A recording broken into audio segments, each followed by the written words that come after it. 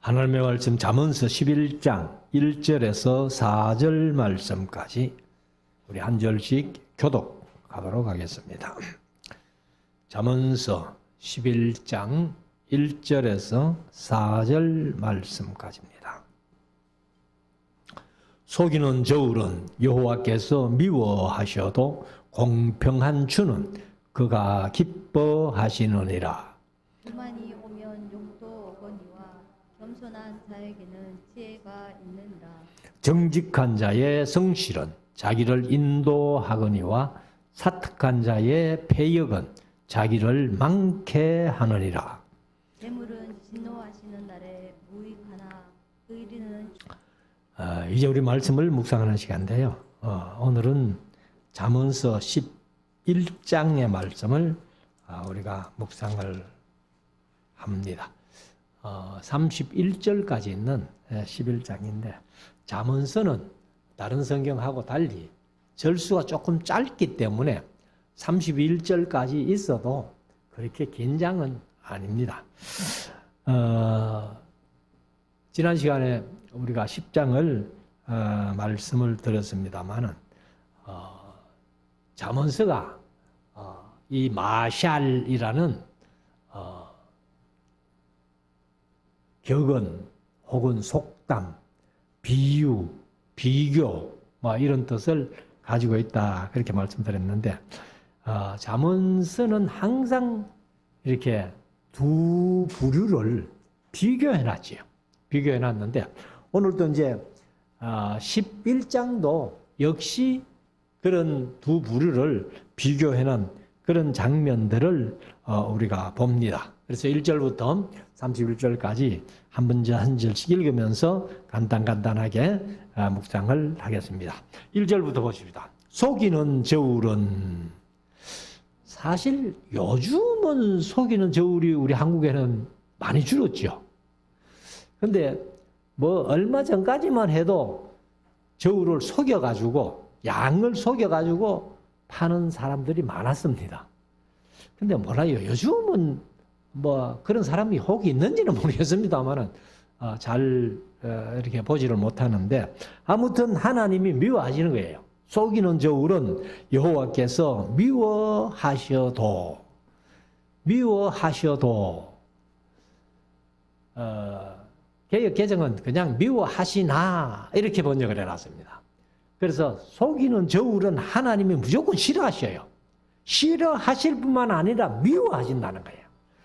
그런데 공평한 주는 사실 속이는 저울이 바로 추를 2개 가지고 살 때는 무거운 추, 팔 때는 가벼운 추 이라면은 속이는 저울이죠.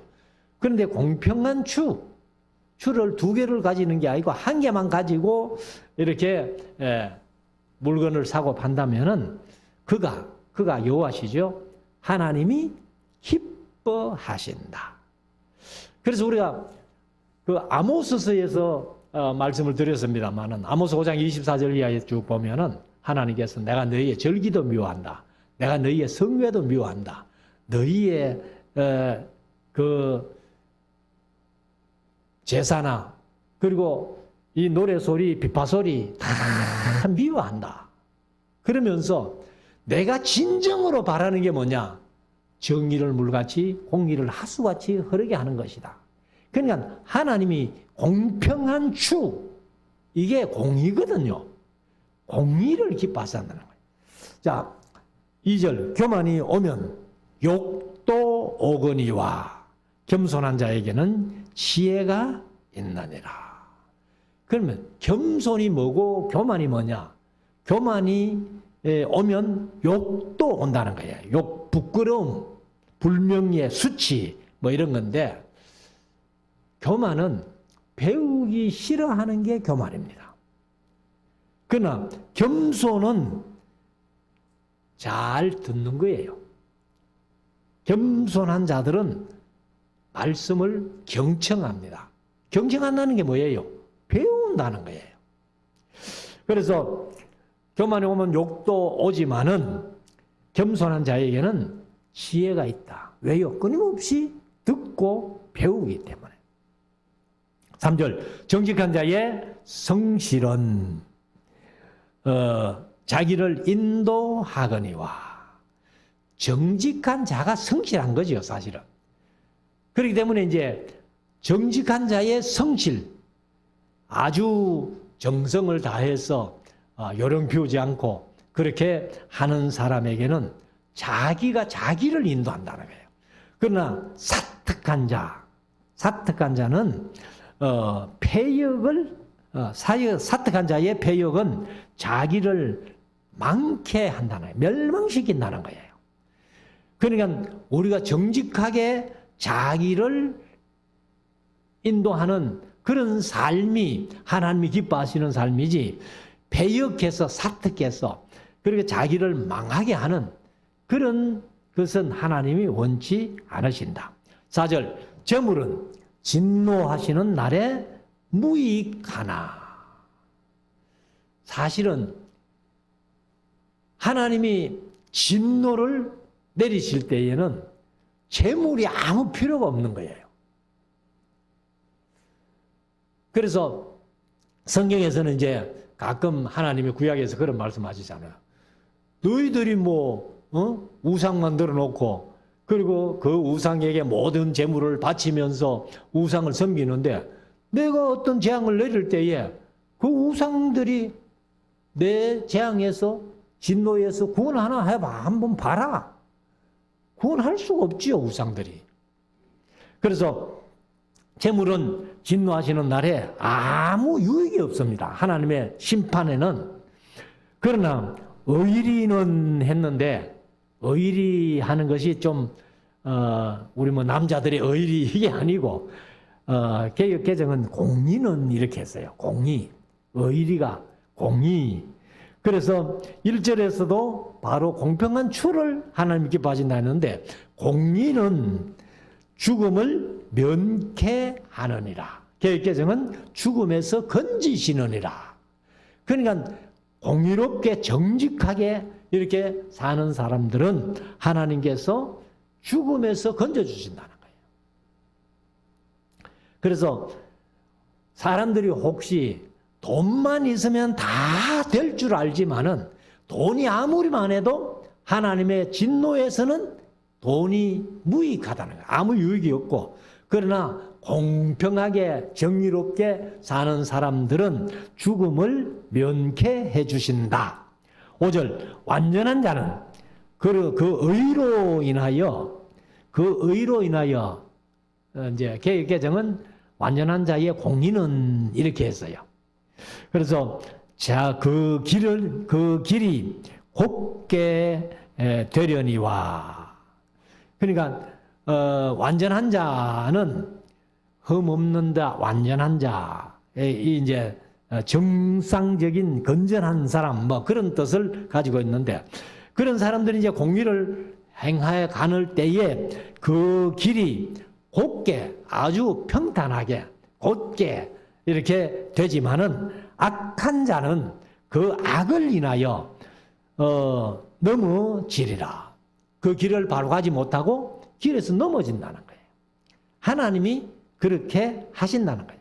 6절 정직한 자는 그 의로 인하여 구원을 얻으려니와 사특한 자는 자기의 악에 잡히리라.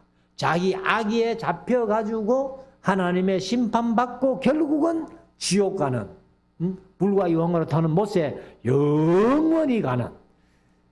제가 늘 강교에서 말씀드립니다마는 불신자들도 영생해요. 지옥 가서 죽는 거 아니거든요. 그런데 예수 믿는 사람은 영생이라고 얘기를 하지만은 안 믿는 사람 불신자들은 지옥 가서 영생은 살기는 사는데 죽는 것보다 못해요. 고통 속에 사니까. 그래서 둘째 사망이라 이렇게 표현하는 거예요. 자, 그래서 정직한 자는 그 의로 인하여 구원을 얻으려니와 사특한 자는 자기 악에 잡혀서 영원히 멸망받는 지옥으로 빠지게 됩니다. 7절 악인은 죽을 때에 그 소망이 끊어지나니. 세상에 어떤 소망을 가지고 이렇게 사는 사람들, 악하게 하나님을 모르고 공의를 모르고 정의를 모르고 이렇게 살던 사람들은 죽는 즉시 아무 소망이 없어요. 이제 지옥 갈 일밖에 없으니까. 그런데 불의의 소망이 없어지느니라. 그래 악인들은 소망이 끊어지고 불의의 소망도 사실은 없어져요. 더 이상 이제 욕심 부리고 불의를 행하던 그 소망도 없어져 버립니다. 8절 그렇지만은 의인은 환난에서 구원을 얻고 의인들은 환난에서 그러면 우리가 이제 요한계시록에 보면은 우리가 일반적으로 뭐 대환난 이렇게 얘기를 하는데 큰 환난이 예수님 재림 직전에 있는 거예요. 마지막에. 그 큰 환난이 사실 요한계시록 6장에 7 인을 떼는 환난, 그 다음에 8장 9장에 7 나팔을 부는 환난, 이게 이제 큰 환난인데 이걸 이제 자꾸 우리 한국 교회는 7년 대환난, 7년 대환난 하요. 근데 3년 반, 3년 반, 7년이란 기간이 없어요.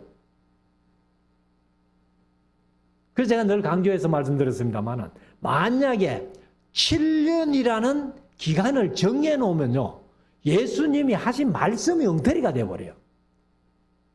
그 말씀이 무슨 말씀인가 하면은 바로 마태복음 24장이 그 예수님의 종말론이거든요. 예수님의 종말론인데 그때에 예수님께서 하시는 말씀, 24장에서 하시는 말씀이 무슨 말씀입니까? 마지막 날에 큰 환난이 있을 텐데 그 환난을 감해주지 아니하면은 구원 얻을 자가 없게 될 것이라고 말씀합니다. 그러니까 7년을 정해놔버리면은 큰 환난이 날 때에 기간을 못 감아해 주잖아요. 그 예수님의 말씀이 엉터리가 된다는 거예요. 그러니까 자꾸 이제 7년 대화라는 전례 그게 하도 많이 들어가지고 우리는 익숙해가지고 7년 대화를 하는데 7년이란 기간은 없다.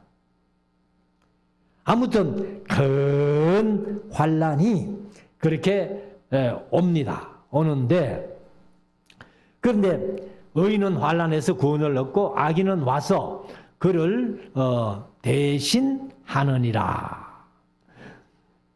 의인을 대신한다는 거죠. 그래서 큰 대환난이 있지만은 그 환난에서 하나님이 우리를 구원해 주시는 거예요. 의인들은 구원해 주시지만은 악인은 와서 그를 대신하느니라. 대신하는 게 뭐냐면 지옥 간다 그 말이에요. 한마디로 말하면. 9절 사특한 자는 입으로 그 이웃을 망하게 하여도 말로 그냥 계속 이웃을 비난하고 깎아내리고 욕을 하면서 그렇게 이웃을 망하게 하여도 입으로 망하게 한다는 거예요. 그 의인은 그 지식으로 말미암아 구원을 얻느니라. 자신도 구원을 얻을 뿐만 아니라 이웃도 의를 행하면서 이렇게 함께 구원을 얻게 되는 그런 일이 있다는 거예요. 10절 의인이 형통하면 성읍이 즐거워하고. 사실 의인들이 사는 동네에 의인들이 이렇게 잘 살아서 뭐 이렇게 형통하게 되면은 성읍이 즐거워한다는 거예요. 모든 성사람들이 함께 기뻐하고 즐거워하는데 악인이 패망하면 기뻐 외치느니라.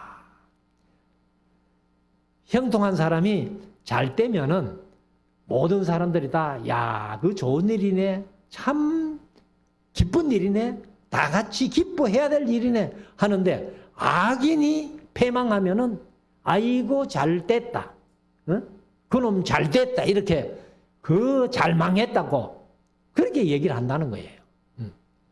자 11절 성읍은 정직한 자의 축원을 인하여, 이제 개역개정은 축복으로 인하여 이렇게 번역을 했습니다. 그래서 성읍은 정직한 자의 축원을 축복으로 인하여 진흥한다는 것은 점점 나아진다는 거예요. 올라간다는 얘기예요. 악한 자의 입을 인하여 무너지느니라. 성읍이 의인들에 의해서는 점점 진흥한다는 말이 올라간다 그 말이거든요. 그런데 악한 자의 입을 인하여는 그 성읍이 무너진다는 겁니다. 그래서 이것이 꼭 성읍뿐이겠습니까? 우리 가정도 마찬가지고 우리가 섬기는 교회도 마찬가지고 이 나라가 또 마찬가지고 그래서 항상 좋은 말, 남을 복을 빌어주는 말 이렇게 해야 되지 이 악한 자의 입을 통해서는 가정도 무너지고 교회도 무너지고 사회도 무너지고 나라도 망하고 그렇게 될 수밖에 없다는 겁니다. 12절 지혜 없는 자는 그 이웃을 멸시하나 명철한 자는 잠잠하느니라. 지혜 없는 자는 그 이웃을 멸시한다는 거예요. 그런데 명철한 자는 이웃이 혹 잘못해도 입 딱 다물고 어디 가서 소문 내지 않고 그렇게 잠잠히 있는 것이 좋다는 거예요. 자, 13절 두루다니며 한담하는 자. 한담이 뭐냐 하면은 중상하고 비방하고 험담하는 그런 사람들은 하는 자는 남의 비밀을 누설하나. 사실 뭐 비밀이라는 말이 제가 항상 강조를 했습니다만 다 알면 비밀이 아니에요. 다 몰라도 비밀이 아니에요. 그럼 비밀을 정의한다면 아는 사람은 알고 모르는 사람은 모르는 게 비밀이에요. 그러면 우리가 신앙 안에서 우리 예수 믿는 사람들이 하나님의 비밀은 아는 비밀이 돼야 되지 모르는 비밀이 되면 안 되는 거예요. 그래서 제가 늘 말씀드립니다만 하나님께서 가장 큰 비밀이 뭐예요? 바로 예수 그리스도예요. 예수님이 하나님의 가장 큰 비밀이에요. 그러면 우리가 그 비밀을 아는 비밀이 돼야 되지 모르는 비밀이 돼서는 안 된다. 이렇게 말씀드리는데 아무튼 두루다니며 한담하는 자, 남을 중상하고 비방하고 험담하는 그런 사람은 남의 비밀을 누설하지만은 마음이 신실한 자는 그런 것을 숨기느니라. 남의 허물을 봤다 할지라도 그것을 다른 사람들에게 가서 뭐 이렇게 얘기하는 게 아니라 그것을 숨겨준다. 14절 도략이 개역개정은 지략이 이렇게 했는데 지략이 뭐냐 하면은 이제 지도해주고 지시해주고 상담해주고 조언해주는 그런 일이 없으면 백성이 망하여도 그러니까 백성들이 잘못될 때에 뭔가 좀 충고해주고 조언해주고 이렇게 해야 되는데 그게 없으면은 백성이 망한다는 거예요. 망하여도 모사가 이제 개정은 지략이라고 표현했는데 모사는 이제 역시 뭐 충고하고 조언해주고 권면해주는 그런 일인데 지략이 많으면 지략이 없으면 백성이 망하여도 지략이 많으면 평안을 누리느니라. 그러니까 성이 평안하고 나라가 평안해진다는 거예요. 자, 지략해주고 지략가 모략가 뭐 같은 말인데 우리가 사극 같은 데 보면 임금 옆에서 그 이제 또 장군 옆에서 그 작전 지시를 하고 이렇게 하는 조언해주는 그런 사람들인데 그런 사람들이 많으면은 백성들이 평안을 누리죠. 뭔가 잘못했을 때 충고해주면 내가 잘못했구나. 그래서 이렇게 살면 안 되는구나 해서 백성들이 평안해진다는 거예요. 15절 타인을 위하여 보정이 되는 자는 손해를 당하여도 보정되기를 싫어하는 자는 평안하느니라. 하니라. 그래서 제가 수요일 저녁에 잠언서 하면서 잠언서 벌써 몇 번 나왔잖아요. 보증 서지 마라. 절대로 보증 서지 마라. 돈 빌려주고 빌리는 것도 교회 안에서는 하지 마라. 그런데 진짜 딱한 경우에 빌려줘도 내가 그 돈 못 받아도 아무런 상처도 안 받고 그 사람하고 원수가 안 되겠다고 확신이 되거든 빌려줘도 괜찮아요. 그런데 돈 빌려주고 보증서 줬다가 돈 잃고 사람 잃고 그런 거예요. 그래서 성경은 잠언서에서 특별히 보증 서지 마라. 다른 말로 또 돈 빌려주지 마라. 이렇게 얘기를 합니다. 그래서 제가 그 좋은 교회들 이렇게 쭉 생각해 보면은 돈 때문에 원수된 사람들을 봤어요. 근데 우리 교회는 아직까지 몰라요. 목사 모르게 빌리고 보증 서주고 하는지는 모르겠습니다만은 그런 게 없어서 참 좋다, 다행이다 이렇게 생각을 합니다. 자, 16절 유득한 여자는 존영을 얻고.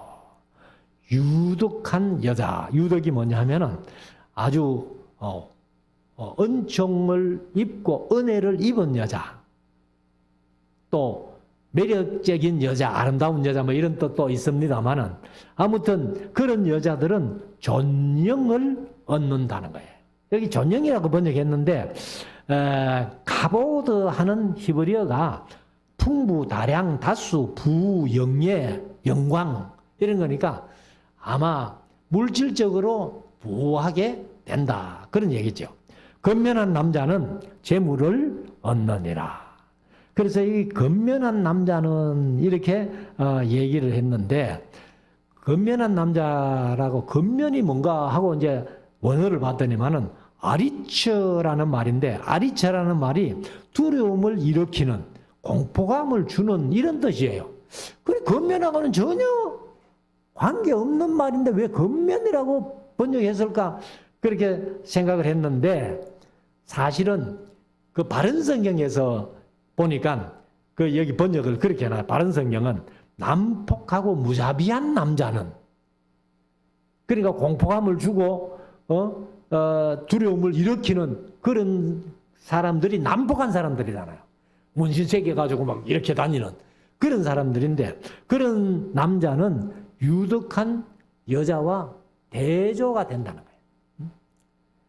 그래서 유득한 자들은 재물을 많이 얻고 존영을 얻지만은 이 공포감을 주고 남 두려움을 일으키는 그런 사람들은 전혀 그렇지 못하다. 그래서 이 유득한 여자와 건면한 남자를 비교해서 그렇게 얘기를 한 겁니다. 그래서 사실은 우리가 그 여자들은 죄송한 얘기입니다만 얼굴 하나 가지고도 부잣집에 시집 갈 수 있잖아요. 그건 그런 사람들은 얼굴 하나 가지고도 부자에게 시집 가가지고 돈 방석에 앉아가지고 그래 사는 사람들도 있다는 거예요. 그런데 남자들이 남에게 공포감을 주고 두려움을 일으키고 그렇게 하면은 누가 그런 남자에게 시집 가겠어요? 자, 그 다음에 17절. 인자한 자는 자기의 영혼을 이롭게 하고 잔인한 자는 자기의 몸을 해롭게 하느니라. 그래서 인자한 자는 자기 영혼을 이롭게 한다. 이렇게 말씀을 합니다. 그래서 우리가 항상 이제 인자가 뭡니까? 헤세드라는 말인데 자비, 친절, 긍휼, 사랑, 자애 이런 뜻을 가지고 있는데 이렇게 사는 사람은 자기 영혼이 이롭다는 거예요. 영혼이 잘 된다는 거죠. 그러나 잔인한 자는 자기의 몸을 해롭게 하느니라. 18절 악인의 삭은 허무하되 의를 뿌린 자의 상은 확실하느니라. 하니라. 그래서 악인들의 그 삭을 누가 주겠어요? 악인들은 하나님께서 보응하시는데 결국은 그 행위 때문에 구원도 못 받고 영원한 지옥으로 가는데, 그래서 이 악인의 삭은 허무하지만은 의를 뿌린 자의 상은 확실하다. 19절, 의를 굳게 지키는 자는 생명에 이르고 악을 따르는 자는 사망에 이르느니라. 의로운 행위죠. 의로운 행위를 굳게 지키는 자는 생명에 이르지만은 악을 따르는 자는 사망에 이르는다. 20절, 마음이 배려한 자는, 배려한다는 말이 개역 개정은 굽은 자는, 마음이 굽은 자는, 배려한 자는 여호와의 미움을 받아도. 그러니까 하나님은 겉으로는 괜찮은 것 같은데 사람이 마음을 굽게 가진 사람은 하나님은 다 아시잖아요. 그 마음을. 사람은 몰라도. 그래서 여호와께서 미워하신다는 거예요. 마음을 굳게 가진 자는, 배려한 자는 여호와의 미움을 받아도 행위가 온전한 자는 그의 기뻐하심을 받느니라. 그래서 우리가 의로운 행동, 착한 행실, 이런 것은 하나님이 기뻐하시는 일이라는 거예요.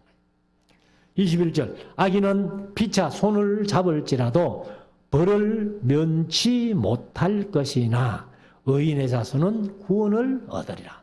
악인들이 서로 손잡고 뭐 하면은 똑같은 악인들이니까, 그러니까 결국은 벌을 면치 못한다는 거예요. 사실은 이제 그 벌이 하나님의 심판이겠죠. 그러나 의인의 자손은 다 구원을 얻는다. 22절, 아름다운 여인이 삼가지 아니하는 것은 돼지 코에 금고리 같으니라. 여러분들 돼지 코에다가 금고리 걸어주면은 돼지가 그거 귀한 줄 알겠어요?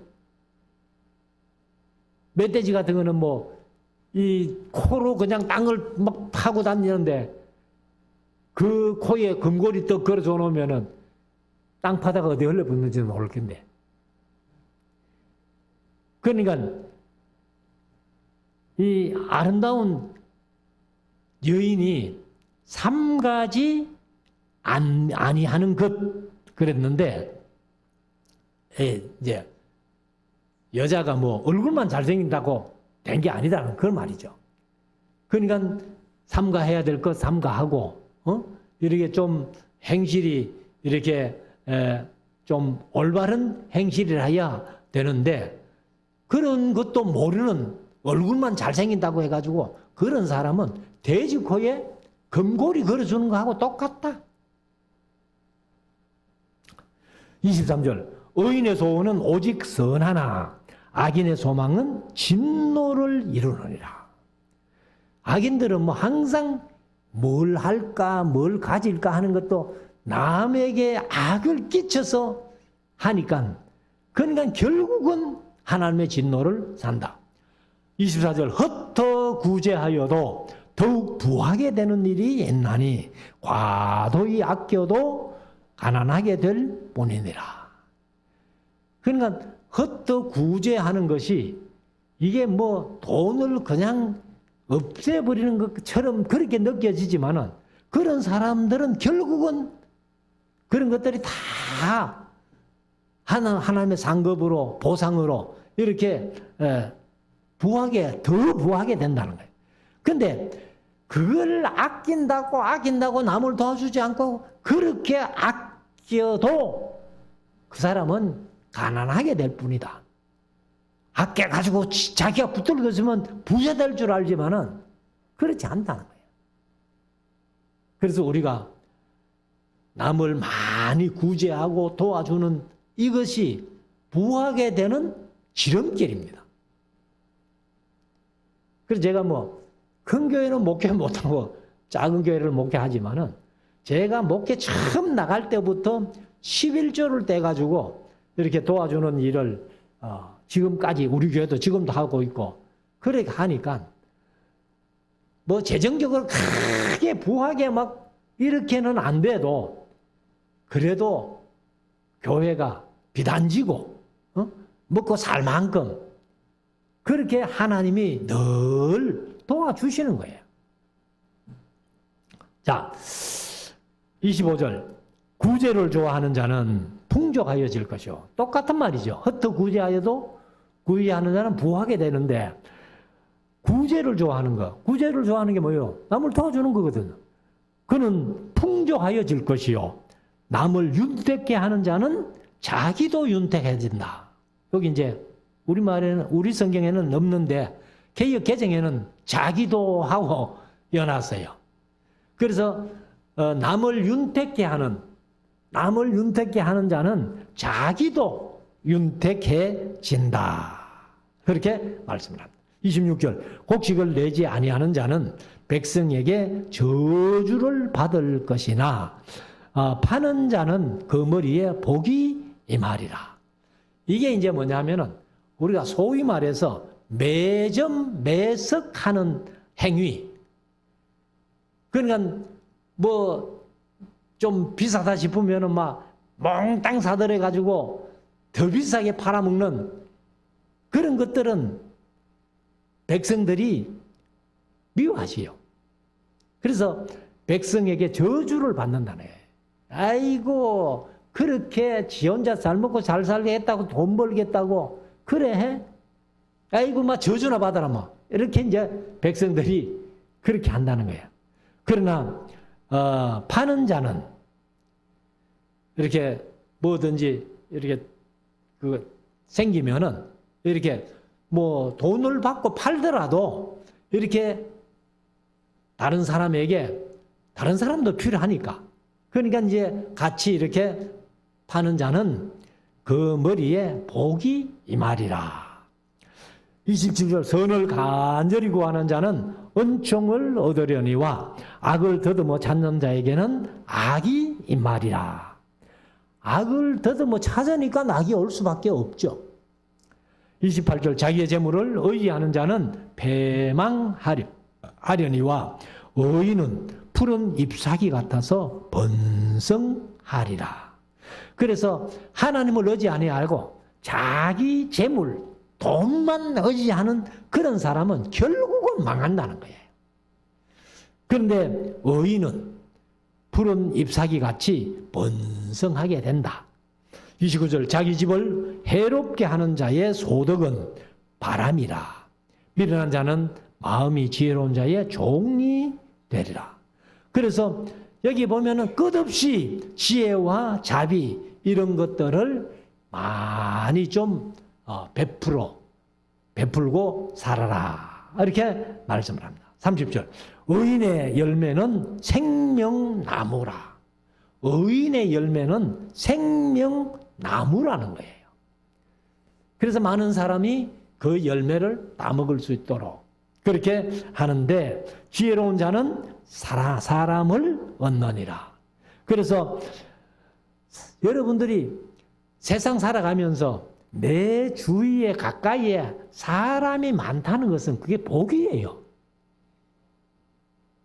어떤 사람들은 그냥 사람들을 만나지도 못하고 자기 혼자서 그냥 자기 혼자만 있는 그런 사람들은 불행한 사람들이죠.